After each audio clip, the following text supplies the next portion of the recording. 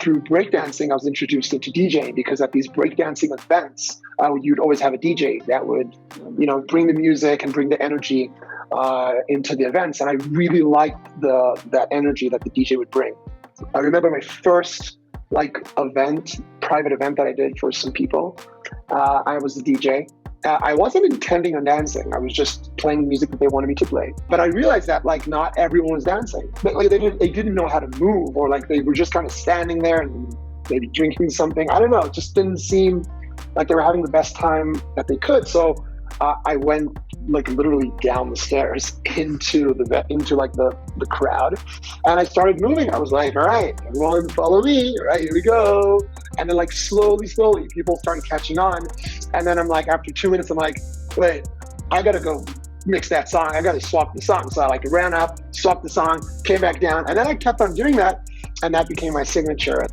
Welcome back to another episode of Modern Day Unicorns, and today we have an interview with DJ Raphi, the dancing DJ from Israel, who, while COVID was taking the world by storm, had the opportunity to bring back dance into the hearts and limbs of people all over the world, especially the physical education community, who appreciates his contribution so much.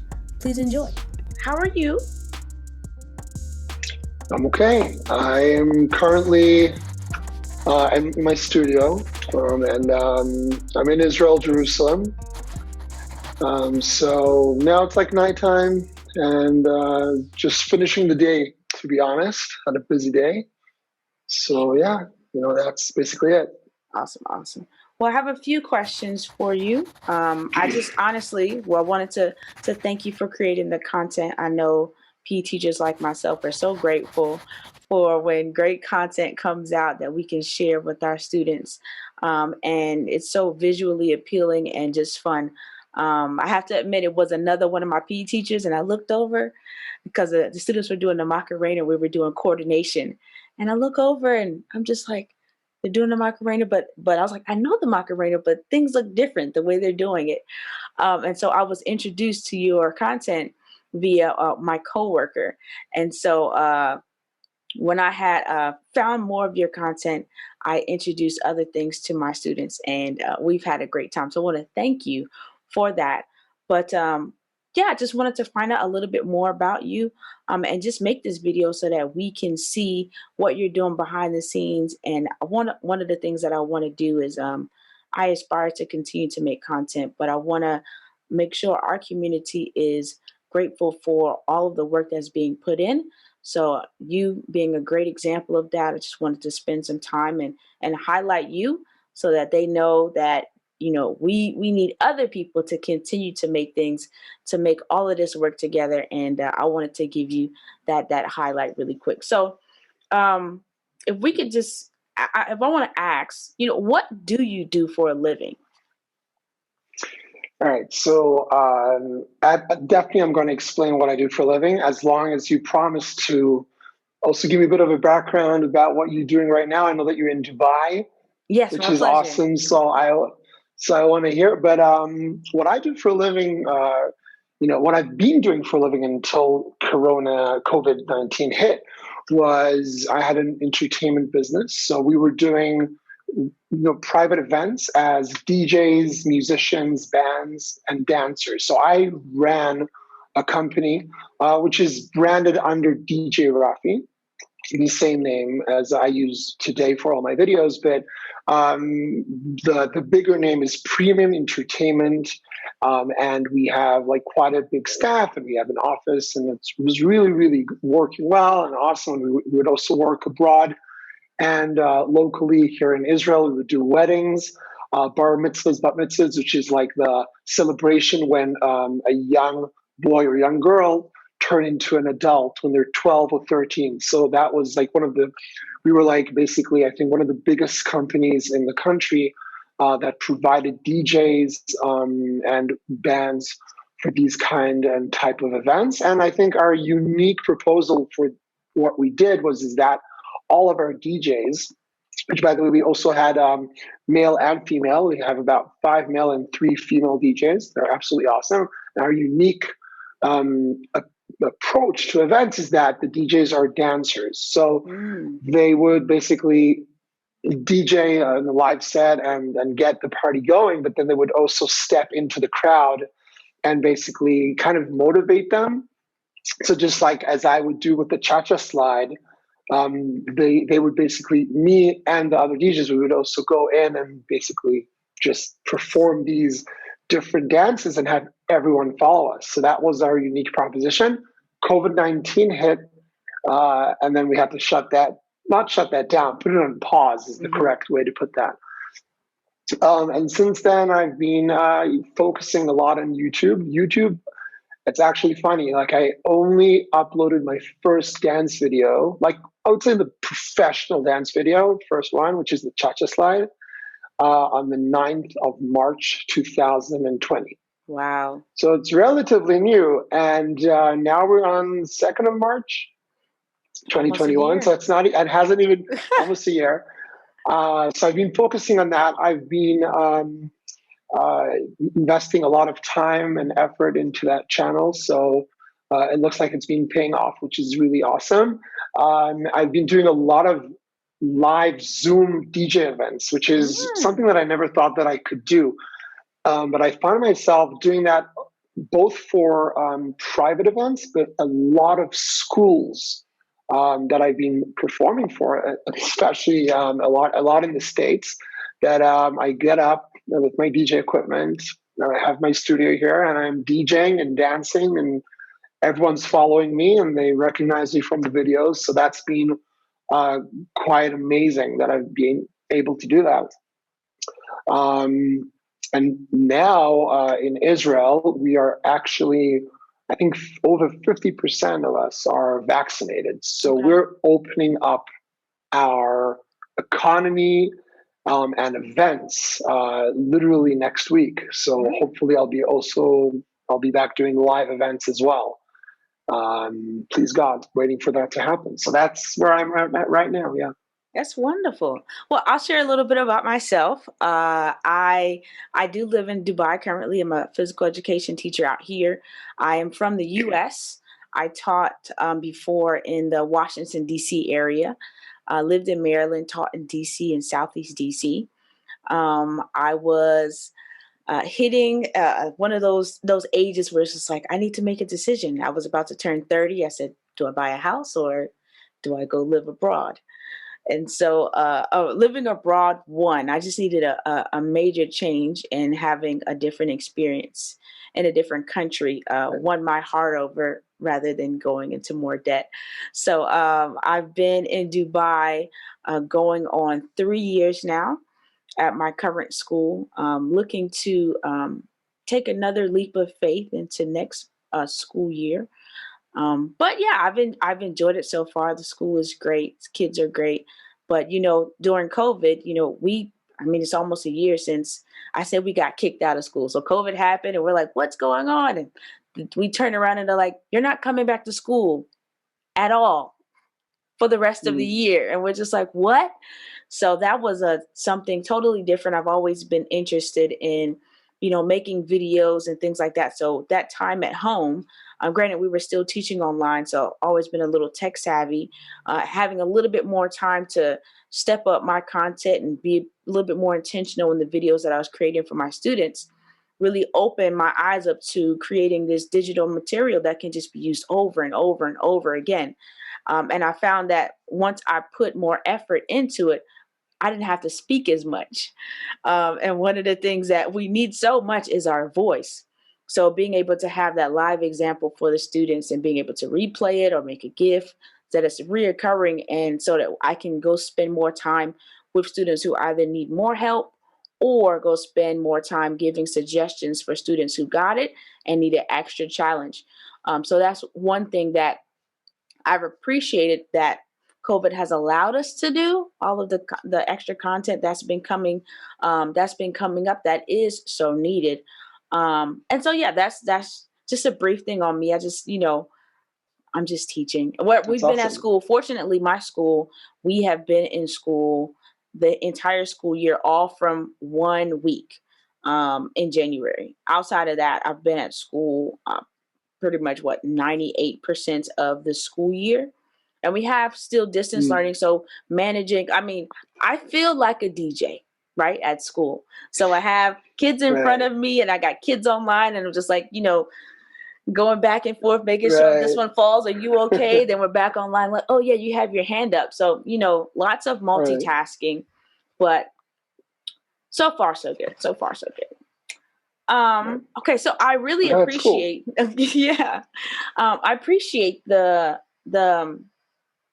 business structure that you have, or, the one that may be on pause, but has the potential to continue.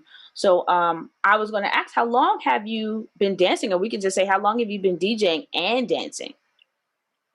Right. So this is like a common question that I get, because people are like, wait, are you a dancer? Are you a DJ? Do you beatbox? What's your story? And it's always a bit complicated because I do a lot of those things. It's like I don't put an emphasis on a specific thing. I kind of put my energy into all of it. So I started drumming when I was 10 years old. In school, it's just I found that it was something that I enjoyed. I enjoyed music. My father is a musician. And I got into drumming, and it was really something that I connected to, the beat. I was actually born in South Africa. So I have the African rhythm, if you want to put it that way. But I wasn't into sports at all, to be honest. And that you're a PE teacher, which is, oh my gosh, but no, it's okay. It's okay. I did not enjoy sports. I was rather bullied when it came to that kind of thing. But I found my space in music. And then from that, I needed to learn kind of how to keep that rhythm going while I was growing up, because we didn't have a drum set. My parents could not afford a drum set at the time. And the way that I would memorize all the different beats was through my mouth. I would just kind of, like mimic all the sounds that I was learning. And long story short, I realized that I was doing beatbox. And from beatboxing, I was introduced into breakdancing, because it's like kind of like the hip hop culture. And someone saw me do beatboxing, and I was getting kind of good at it, and I started winning competitions locally, and I was introduced to breakdancing. And through breakdancing, I was introduced into DJing, because at these breakdancing events, you'd always have a DJ that would, bring the music and bring the energy into the events. And I really liked that energy that the DJ would bring. So that's how I got into DJing, and I ended up traveling all over the world and being at different competitions and winning the nationals a couple of times.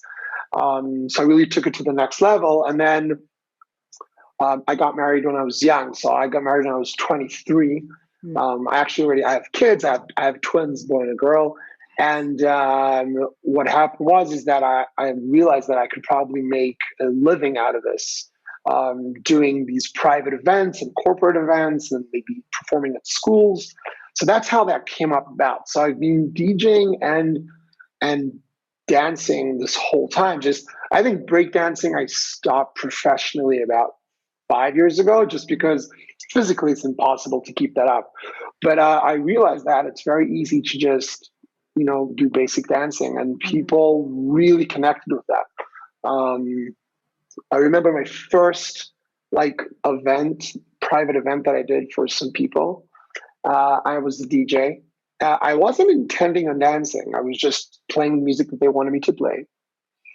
Like a prom, just like the fun basic music.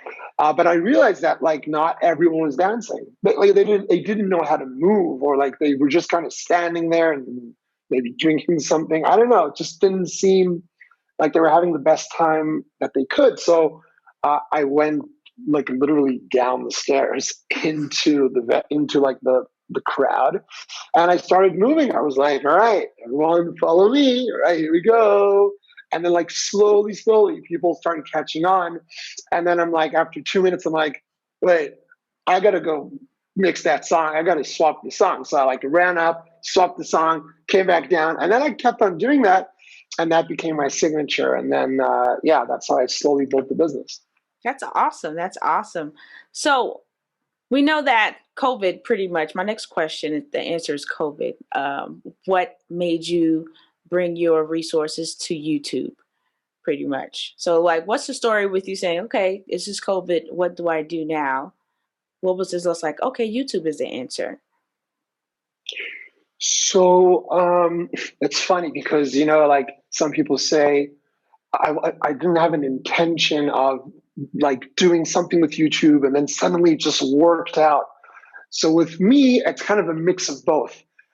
As soon as COVID hit, I was planning on uploading some dance videos. I wasn't sure exactly why. It was more for like local events that I could kind of send out a video and have people dance to it before I come to the event, get them all excited. That was like the basic idea. I've done it before with other Israeli music, which you can also find on my YouTube channel. It's older stuff. And I've really done that. I have like Israeli dances that I would send out to schools or whatever, and people would learn the dances, and then I would come and do a show with them, and I would do the dance together. But when COVID hit, it was like the cha-cha slide was like the first video, and I said, you know what? I have to still have my presence and dancing energy out there. And then slowly with time, I kind of realized like, whoa, people are stuck at home and they don't have anything to do and they're bored and they need something to bring their mood up and their energy up. And I wasn't even thinking about like PE or schools or anything. And I invested a lot of time into like uploading even vlogs, talking about like what I'm going through, like 5 tips for to not get bored during COVID, like all like the regular beginner stuff that a lot of people are doing just to get some views. And I was like, yeah, YouTube's going to be the thing. I'm investing in it. And like my videos are getting like 100 views a week. Yeah. And like 150 views a second week. And I'm like, woo, you know, it's like, it's getting there, and another vlog and another video. And I would put so much effort into these vlogs and these videos, and nothing was working out. And then I uploaded Follow the Leader. Because I did like, I just kept on going back to the studio, doing some dances and trying this because I didn't know if it was going to work or not. And like some people said, oh, I like the video. Nothing crazy. You know, like my family, woo, good job, Rafi, but not more than that. I wasn't sure. And then I started to really look into how the algorithm works in YouTube and how SEO works. And I suddenly came across the most amazing, I would say, plugin called TubeBuddy on YouTube. And I don't know if you're familiar with that. TubeBuddy. Okay. So I will send you the exact name, but TubeBuddy is basically a plugin that you have on your Chrome or on your Safari, whatever. And it opens up behind the scenes of YouTube. So it will show you what people tag on their videos, how many views they have. It will show you information about your own videos that you had no idea. It will show you which keywords would be the best for this video and what would be the best title to put on, depending on SEO and search impact. So there's so much that I realized that I could do behind the scenes to help promote my videos. So that's all I did. I went into Cha-Cha Slide. I changed all the keywords to things that were relevant, that this SEO engine told me that I should try. And slowly but surely, the views were growing steadily. So it was like 1,000 a week, then 1,500 a week, and then 2,000 a week. And I saw that this is actually working. So I did this for the Follow the Leader as well. And I changed the thumbnails, and suddenly was reaching 10,000 views a week. I'm like, what's happening? Okay, let's upload another video. So then we did the Macarena, and that blew up. And then with that blowing up, then So then also Fallen Leaders started following that, and then Cha-Cha Slide just went way over them. And then I'm like, oh no, it's like working. I gotta make more videos. If I don't make more videos, it's just gonna stop. Because that's how YouTube works. It wants to see that you're constantly uploading. So that's how it's just started going. And I'll tell you what I realized is that for me at least, I knew that I had to invest some amount of money to make this work. So like you were asking, like your original question was just about COVID. How did I even get to uploading these videos? What happened is that I said, all right, how much money will one video cost me? So let's say it's like $500, which is, it's actually a bit more of it. Let's say it's $500. So then I say, all right, so I want to upload until the end of 2020, 10 videos. So I need $5,000. Do I have that money to invest? So then I kind of like say, like, is it worth it? Is it not worth it? So I took the leap of faith, and I invested into the filming, into helping maybe some people build the choreography sometimes. If it's the studios that I have to rent out, these white studios, it's not green screen. I know. There's only one video that's green screen, which I don't know if you could guess. I'm not going to tell you which one it is. But there's only one video that's green screen, and the rest are all this like luxury white room that is like the only one in Israel.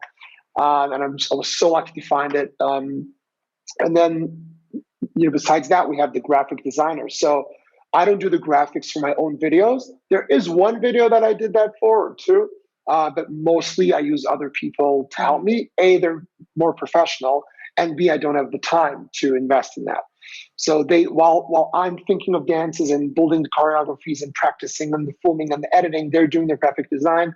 I'm uploading the video. So like, I would say every video takes like a month to make, to create every single video, between 3 weeks and a month. And I've done videos that took me shorter, but they were just less successful. So the more I invest time and effort and money into the videos, the more they're successful. So I took the leap of faith, and in the meantime, it's been paying off. And just to kind of like put this into perspective, I had no idea what PE was until 2 months ago. I did not know what PE even meant. I thought they were like P. So yeah, like I'm like, what is P? PE? Oh, they're like, are they dissing me? Is this a diss? Yeah, we do this with P. I'm like, what? So yeah, so I started learning that it's actually physical fitness kind of thing. The only thing that I will warn you, since you're new to the term of physical education, just don't call us gym teachers. That is our biggest pet peeve. Don't call us gym teachers. Gym is a location. It is a place where education takes place, but that is not our occupation to be a gym teacher. So if it's new to you, that's the only thing. Just don't call. That's how you'll lose all of your PE followers if you call us gym teachers. No. That's awesome. That's awesome.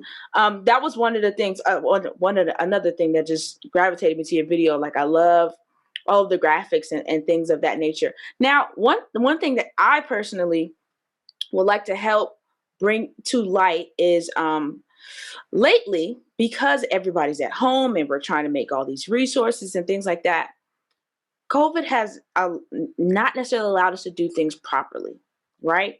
So the next question I have is, how are you selecting your songs, and how are you going the route of legally getting like the rights to be able to use the music or something like that? Because I feel like a lot of us, and I'm guilty of it too at times, we're just going and snatching stuff wherever we want, and we're just uploading things that is not necessarily the proper protocol. But are there anything that you're following to say, okay, so you got the Cha-Cha Slide, you have the Macarena. Was there anything that you had to do to make sure that you can use that original music? Right. So that's a very important question, and it's good that you asked that. So I'll start with that, and then I'll go into why I choose specific songs. So as soon as you upload a video with material, music, or a part of a video that does not belong to you by copyright, you will get a copyright claim. Mm-hmm. What the copyright claim means is that any ad revenue that you get on that video will go directly to the person or the group that owns the copyrights. It is not a strike on your channel, it's only a copyright, and it allows you to show that video as long as you don't dispute, which means like, oh no, I do own this music, and then you make money on that. Then they'll take your video off. You can get a strike on your channel, I would presume. But as long as you don't do that and you let them make the ad revenue, so they don't mind because they're making money off views that you're getting. And like one thing that's very important to kind of put out there is that in the description, I always put like no copyright infringement. This is not on purpose. This is not music that I own. This is music owned by ta ta ta. This is the title. This is the person that wrote the music.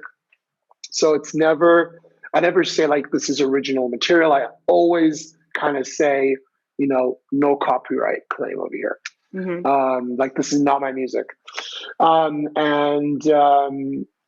never encountered a problem. Well, that's actually not true. I was going to say, I mostly haven't encountered a problem. I did once, and my video was blocked automatically. And it was a song by an Israeli musician, and the owner of the media group was actually an American company. So I sent to the singer himself like a message via, I don't know, LinkedIn or Facebook or Instagram, one of those.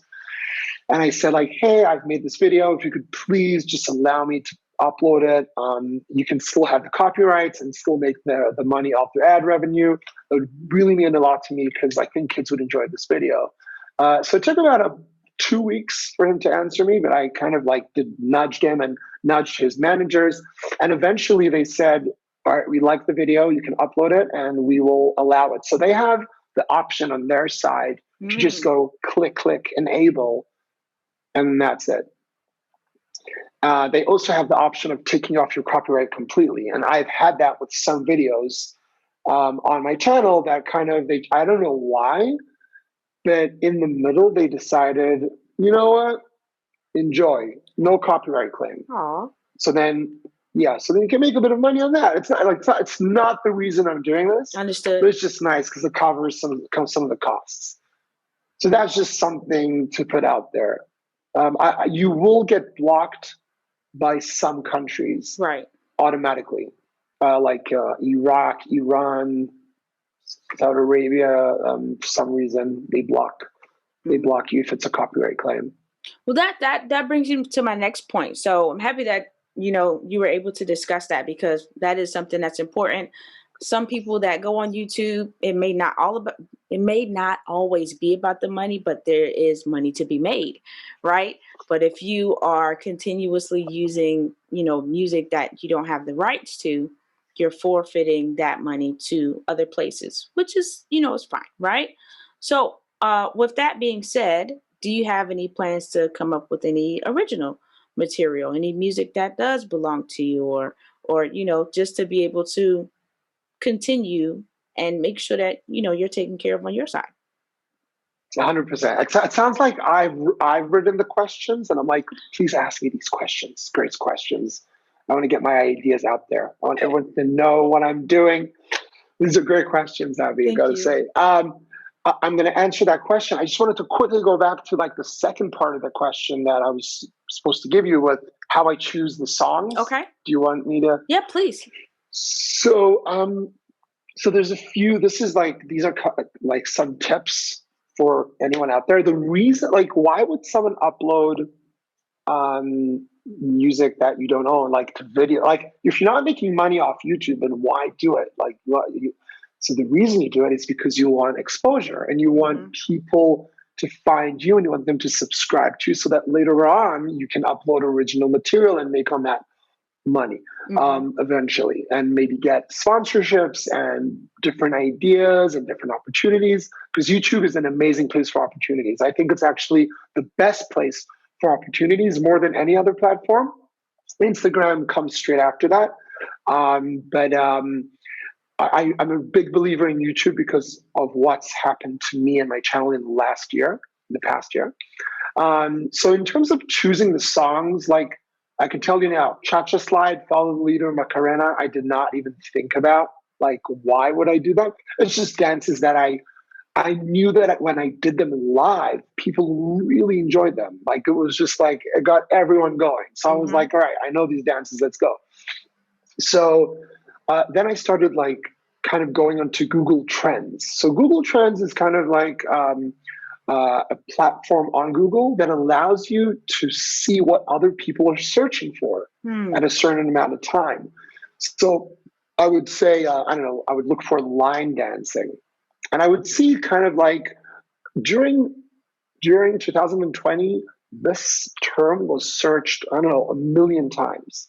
Then I look for Macarena. Then I look for Cupid Shuffle. And then you'll see kind of like these like spikes and during these specific times during the month or during the year that people were looking for Cupid Shuffle. So it just kind of gives you like an idea of maybe what people are looking for on Google. But then I would also go onto YouTube and do the same thing. And with TubeBuddy, you could tell what the search volume is for each of these terms. And if you would also, by the way, like Can't Stop the Feeling. So that song has like, I don't know, 1.5 billion views. So everyone's looking for that song all the time just to listen to it. So eventually, you know, they're going to look for Can't Stop the Feeling. And they may kind of, which one do I want? Oh, what's this? And then they go in and they're like, what is he doing? Is this Justin Timberlake? I don't think it's Justin Timberlake. Oh, he's doing a dance? Okay, cool. Like, subscribe. And that's all you need. So you never know where your followers are going to come from, but it could be from people that are just looking for the song, not for the dance. But then they find the dance and they find it interesting and fun. So that's what I would be doing with all my songs. And also, I ask my community. So I don't know if you can notice, but a lot of the comments, like the top comment, the pinning comment on the videos is like any suggestions for other videos. So people just give their feedback. And like I also do that on a lot of the Facebook pages of PE. So I ask for suggestions and I'm always getting these different ideas.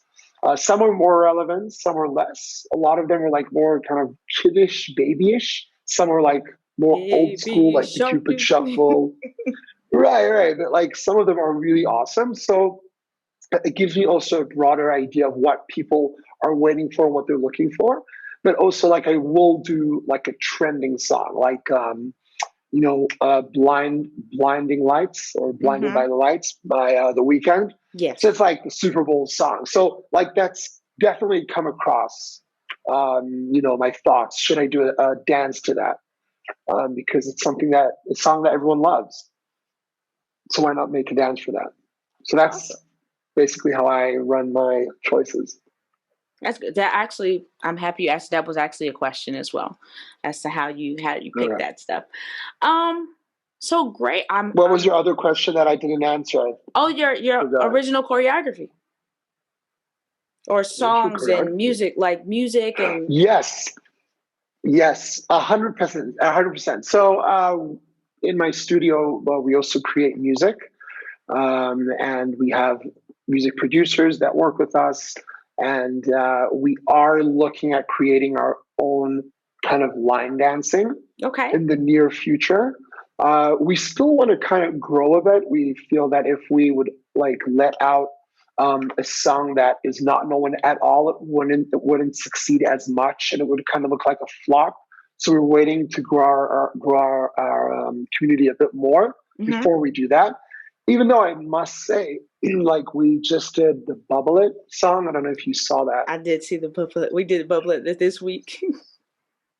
Right. So it's funny because people are like hashtagging Bubble It on like Twitter and Instagram.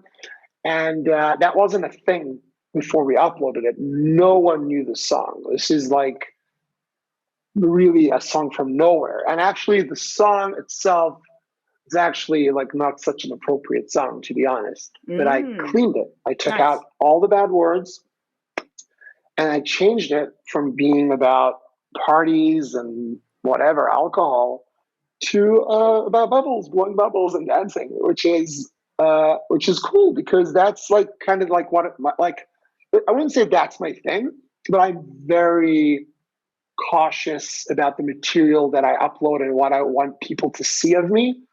So I'm very like kind of traditional, that like all ages fun. Like that's my type of we appreciate vibe. it. Thank you on the behalf of PE Nation. We appreciate it. We appreciate you. We appreciate Kids Bop. Kids Bop saves my life every time. Like, you know how they take a song, they clean it up, they change the words, but I just know that as soon as I press it, or we know that when we go to your channel that we don't have to worry about, like, you know, we view everything first pretty much, but it's like I don't have to worry about any secret words coming out that the kids are going to catch on to. So that's pretty awesome. Right. I want to thank you so much for the time that you spent thus far. I have one more question for you. Sure. I don't want to call it a hat just in case it's not, but your headwear looks like it's very significant in your appearance. So could you give us a little more, yeah. I saw your behind the scenes videos. Look like you came with multiple of them. What's the story behind your headwear?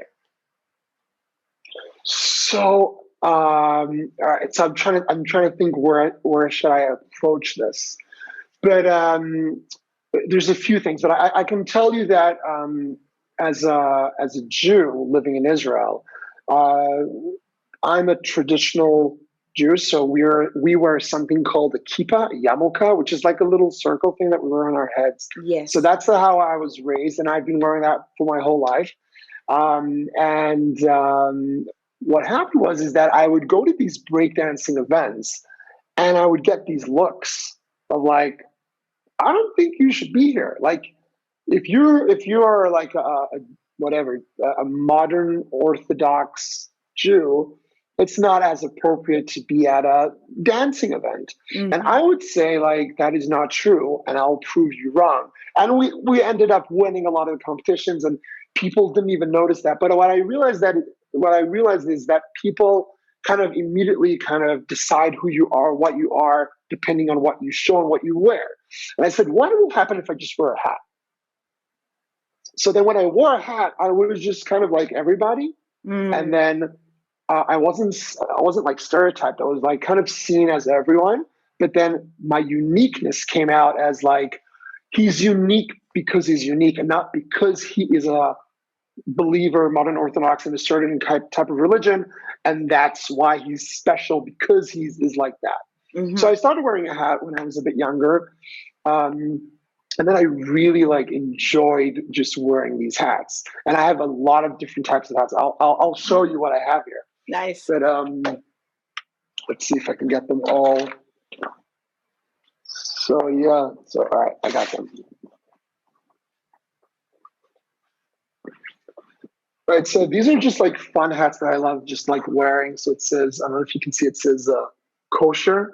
Yes. On it. So this is I have a sponsor on the last video that I uploaded called Latinos, which is like a Latin music video. It's absolutely awesome. So I had a sponsor for them. And this is the company, and they've been giving me all these awesome hats. So I've been wearing these for a couple of months now. Nice. And they're so much fun. They're so comfortable.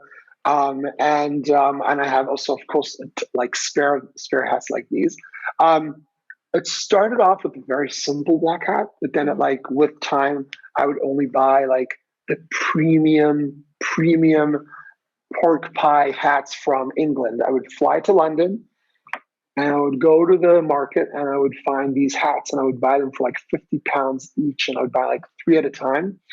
And then it became my signature. And since then I've been wearing them. So it's been 7 years I've been wearing these type of hats. So yeah, that's the story basically. Awesome. All right. So I'm going to ask you 2 things and then I'll speak to you. Okay. So go ahead and tell us everywhere that we can find you, your content, where we can follow you, all of that good stuff. Sure. So you can, first of all, look me up first and foremost on YouTube. Just search DJ Raphi. So that's DJ new word, RAPHI, not an F. I know that you want to put an F, but it's not an F, it's PHI. And that's it. That's how you find me on YouTube. On Instagram, same thing, at DJ Rahpi.